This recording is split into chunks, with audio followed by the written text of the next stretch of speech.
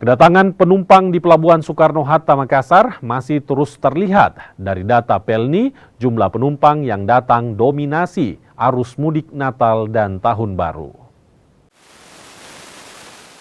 3 hari jelang Natal, arus penumpang di Pelabuhan Soekarno-Hatta, Makassar, Sulawesi Selatan masih terlihat tinggi.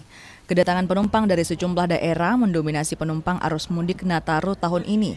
Dari data Pelni, arus penumpang terbanyak dari Bau-Bau, Labuan Bajo, dan Parepare. Sementara itu, untuk keberangkatan tertinggi dari Makassar menuju Bau-Bau, Tanjung Perak, Maumere, Labuan Bajo. Cenderung untuk debarkasi atau kedatangan itu cenderung lebih banyak daripada penumpang yang meninggalkan Makassar. Karena kalau turun 900 itu sekitar yang meninggalkan Makassar sekitar 600 penumpang. Itu per call kapal. Pak, apakah prediksi kenaikan berapa persen di tahun ini terrealisasi atau seperti apa, Pak?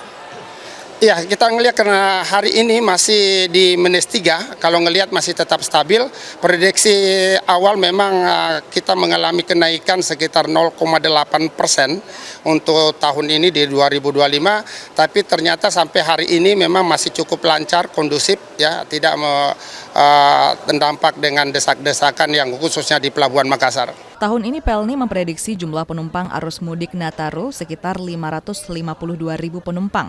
Namun hingga kini arus penumpang cenderung masih stabil dan belum menunjukkan peningkatan signifikan. Linda Wirawan, Rama Pratama.